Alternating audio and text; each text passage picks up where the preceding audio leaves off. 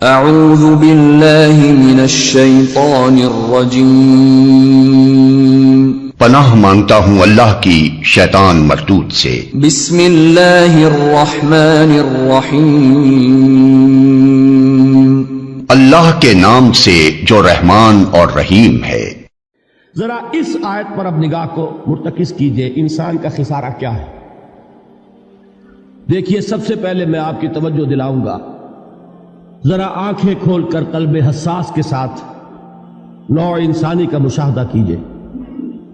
کیسے کیسے دکھ، کتنی تکلیفیں، کتنی محنت، کتنی مشقت ہے جو ہر انسان کا مقدر۔ قرآن مجید میں ایک مکمل سورت ہے، سورت البلد، اس میں اللہ تعالیٰ نے متعدد قسمیں کھا کر ایک بات کہی، لا اقسم بہذا البلد وانت حل بہذا البلد ووالد وما ولد لقد خلقنا الانسان فی کبد۔ ہم نے انسان کو مشقت ہی میں پیدا کیا، یہ مشقت ہر انسان کا مقدر ہے۔ لوگ گھروں کو چھوڑ کر آئے ہوئے ہیں، کہاں کہاں انسان جاتا ہے، یہ اس دنیا میں محنت اور مشقت۔ ہاں، ایک مغالطہ ہو جاتا ہے کہ شاید یہ محلوں میں رہنے والے جو ہیں انہیں کوئی مشقت نہیں، انہیں کوئی دکھ نہیں، حالانکہ حقیقت یہ نہیں ہے۔ جو جتنا امیر ہے آپ دیکھیں گے اس کی جسمانی مشقت کم ہے، ذہنی کوفت زیادہ ہے۔ ٹرینکولائزرز کی انہیں ضرورت پڑتی ہے، انہیں سیڈیٹیوز چاہیے، خواب آور دوائیں مزدور کو نہیں کبھی ضرورت پڑے گی۔ وہ 8 گھنٹے کی محنت کرنے کے بعد احساس ہوتا ہے کہ وہ صبح ہی کی خبر لے گا۔ اور یہ وہ لوگ ہیں کہ جن کو ہپنوٹکس، خواب آور دوائیاں، سیڈیٹیوز، مسکن ادویات، یہ سارا لیبلیم اور یہ ویلیم اور یہ فلاں اور یہ فلاں، یہ کتنے آ جاتے ہیں؟ ذہنی سکون اور اطمینان انسان کو حاصل نہیں۔ کسی کی جسمانی مشقت ہے، کسی کی ذہنی مشقت۔ میں آپ کو یاد دلانا چاہتا ہوں مہاتما گوتم بدھ کا معاملہ۔ 30 برس کی عمر میں کپل وستو کا شہزادہ محل کو چھوڑ کر نکل گیا، جوان بیوی کو سوتا ہوا چھوڑ کر گیا، شیر خوار بچے کو چھوڑ کر گیا۔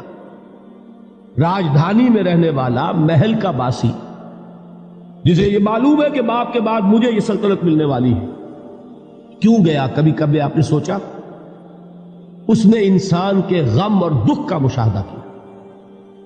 اس نے دیکھا کوئی اندھا ہے، ٹھوکر کھا کر گر رہا ہے، کوئی والدین کھڑے ہوئے رو رہے ہیں اور ان کی نگاہوں کے سامنے ان کا نہایت محبوب بچہ دم توڑ رہا ہے اور وہ کچھ نہیں کر سکتا۔ اس نے سوچا یہ صدمہ کیوں ہے انسان کا، یہ دکھ اس کا مقدر کیوں ہے؟ اس صدمے سے، اس دکھ سے نجات پانے کی بھی کوئی شکل ہے کہ نہیں؟ انسانوں کی ایک عظیم اکثریت، شاہ ولی اللہ دہلوی رحمۃ اللہ علیہ کے الفاظ ہیں کہ وہ لدو اونٹ اور کولو کا بیل بن کر زندگی بسر کرتی ہے۔ جو 8 گھنٹے تک اینٹیں ڈھو رہا ہو، اس شخص کا تصور کیجیے آپ، وہ واقعی انسان ہے یا حیوان بن گیا ہے؟ اور 8 گھنٹے کی اس محنت کے بعد بھی ہو سکتا ہے کہ 2 وقت کی روٹی اسے پوری نہ ملے۔ اور یہ تو ہو سکتا ہے، نہیں ہوتا ہے کہ اگر بچہ بیمار پڑ گیا ہے تو شاید کوئی برتن بیچے بغیر اس کی دوا کا سامان نہ کر سکے۔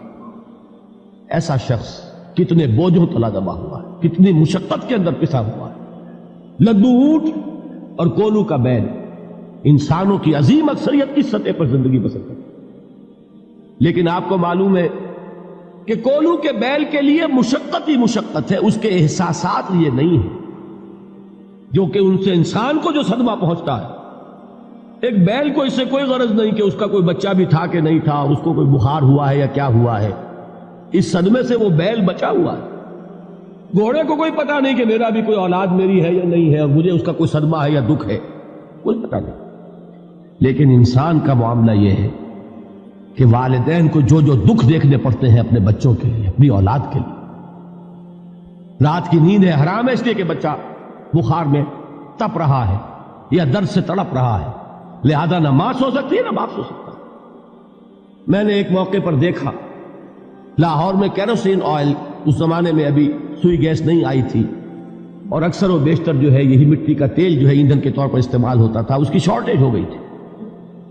تو کئی کئی فرلانگ لمبی قطاریں لگتی تھی ان دکانوں کے باہر، ڈپوں کے باہر، اور ایسے ایسے منظر بھی کہ ایک خاتون برقع پوش، ایک گود میں بچے کو لیے ہوئے، ایک کی انگلی پکڑے ہوئے، بوتل ہاتھ میں لیے ہوئے تیل کے لیے، اور کئی کئی گھنٹے کھڑی ہے دکان۔ یہ مشقت انسان جھیلتا ہے کہ نہیں؟ غالب نے اس کا نقشہ کھینچا ہے کہ رنج سے خوگر ہوا انسان تو مٹ جاتا ہے رنج، مشکلیں اتنی پڑی مجھ پر کہ آسا ہو۔ ہم بھول جاتے ہیں، ورنہ واقعہ یہ کہ قلب حساس ہو اگر، اور قید حیات و بند غم اصل میں دونوں ایک ہیں، موت سے پہلے آدمی غم سے نجات پائے کیوں۔ اچھا یہ تو ہوا لقد خلقنا الانسان فی کبد۔ حیوانات کا معاملہ ایک اور اعتبار سے آسان ہے، ان سے کوئی محاسبہ بھی ہے کیا؟ کوئی جواب دہی بھی ہے؟ کوئی ان کو اللہ کے حضور میں کھڑے ہو کر اپنے اعمال کا حساب بھی دینا؟ نہیں۔ انسان کی یہ ٹریجڈی ہے، یہ المیہ ہے انسان۔ اس کو بھی قرآن مجید کی ایک سورت میں قسمیں کھا کر اذا السماء انشقت، اس کے بعد کیا فرمایا؟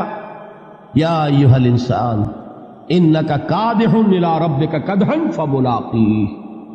اے انسان، تیرا المیہ، تیری ٹریجڈی اس سے کہیں بڑھ کر ہے، تجھے صدمے پر صدمے جھیلتے ہوئے، مشقت پر مشقت برداشت کرتے ہوئے ایک روز اپنے رب کے حضور میں بھی کھڑا ہوگا، جواب دہی بھی کرنی۔ اس دن کے حساب سے، اس دن کے احساس سے جو بڑے بڑے ہماری امت کے عظیم جو گلے سرسبد ہیں، ان کا یہ حال آپ نے پڑھا ہوگا۔ حضرت ابوبکر صدیق رضی اللہ تعالیٰ عنہ وہ ایک عجیب کیف کے عالم میں فرمایا کرتے تھے، کاش میں درختوں پر چہچہاتی ہوئی چڑیا ہوتا جس سے حساب کتاب نہیں ہوگا، کاش کہ میں گھاس کا تنکا ہوتا جو آج ہے اور کل آگ میں جلا دیا جاتا، ختم ہو جاتا، اس سے محاسبہ کوئی نہیں۔ وہ جس کے احساس سے کہ حضرت عمر جو ہے اپنے انتقال کے وقت سخت بے چین تھے، ان کے بیٹے حضرت عبداللہ ابن عمر رضی اللہ تعالیٰ عنہما نے ان کا سر جو ہے وہ اپنے زانوں پر رکھ لیا تو کہا نیچے ڈال دو۔ ایک عجیب بے کلی اور بے چینی۔ انہوں نے کہا ابا جان آپ کیوں پریشان ہیں؟ آپ تو عشرہ مبشرہ میں سے ہیں، آپ کو تو اللہ تعالیٰ نے جنت کی بشارت حضور کے ذریعے سے اس دنیا میں دی۔ حضرت عمر فرماتے ہیں کہ خدا کی قسم اگر قیامت کے دن عمر برابر سرابر پر چھوٹ گیا تو بہت بڑی کامیابی تصور۔ یہ احساس جن کو ہوتا ہے۔ حضرت علی کا حال کیا ہوتا ہے؟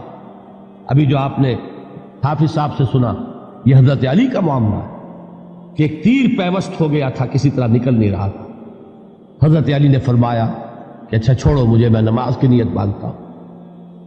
نماز کی نیت پڑھتے تھے تو لرزتے تھے، کانپتے تھے، کس کے سامنے کھڑا ہوں اور کس کے سامنے مجھے ایک دن جواب دہی کے لیے کھڑا ہونا ہوگا۔ لن تزولا قدم ابن آدم، حضور نے خبر دی ہے ابن آدم کے قدم ہل نہیں سکیں گے۔ جیسے مجرم کھڑا ہوتا ہے کٹہرے کے اندر، اس کٹہرے میں سے ہل نہیں سکو گے حتی یسأل عن خمس، جب تک کہ 5 چیزوں کا حساب نہ لے لیا جائے۔ وہ 5 چیزیں کیا ہے؟ کان کھول کر سنیے۔ عن عمرہ فیما افناہ، عمر کا حساب دو، یہ 80 برس اور 70 برس ہم نے تمہیں دنیا میں دیے، کہاں ضائع کیے؟ وعن شبابہ فیما ابلاہ، اور خاص طور پر جوانی کا دور، امنگوں کے دن، ولولے ہوتے ہیں، قوت ہوتی ہے، توانائی ہوتی ہے، آدمی چلتے ہوئے زمین پر پاؤں مارتا ہے، قوت جو ہے وہ اپنا اظہار چاہتی ہے۔ یہ جوانی کہاں گلائی؟ حساب دو، ایک ایک لمحے کا حساب دو۔ وَعَن مَالِهِ مِنْ أَيْنَ اكْتَسَبَهُ وَفِيمَا أَنْفَقَهُ، ایک ایک پائی کا حساب دو، مال کا کہاں سے کمایا تھا، حلال سے کہ حرام سے، اور کہاں خرچ کیا تھا، گل چھروں میں، عیاشیوں میں، یا نیکی کے کاموں میں، ادائے حقوق اللہ کے دین کے لیے۔ 4 سوال ہو گئے، 2 زندگی کے بارے میں، ایک زندگی پوری بحیثیت مجموعی کہاں کس کام میں لگائی، اور خاص طور پر شباب کا دور کہاں لگایا۔ 2 سوال مال کے بارے میں، کمایا کہاں سے، حلال سے کہ حرام سے، جائز سے کہ ناجائز سے، خرچ کہاں کیا، اور آخری سوال وَعَمَّا عَمِلَ فِيمَا عَلِمَ، جو علم حاصل کیا تھا اس میں عمل کتنا کیا؟ علم کے انبار لگاتے چلے گئے اور عمل کے آغاز کی بھی نوبت نہ آئی. یہ علم جو ہے یہ اس روز سب سے بڑا وبال بن جائے گا انسان. اتنا علم اور عمل کچھ نہیں، بجائے کہ کریڈٹ کا ذریعہ بنے یہ الٹا ڈیبٹ کا کھاتا بن جائے. یہ جواب دہی کا احساس ہے کہ جس کی وجہ سے انسان کی ٹریجڈی جو ہے وہ دوہری ہے. کوئی حیوان اتنے بوجھ تلے نہیں، مشقت کی، محنت کی، اس زندگی میں ختم ہوئے، اس کے بعد کوئی محاسبہ نہیں. اس کو بھی غالب نے خوب کہا ہے کہ اب تو گھبرا کے یہ کہتے ہیں کہ مر جائیں گے، اور مر کے بھی چین نہ پایا تو کدھر جائیں. یہ ہے وہ ہیومن ٹریجڈی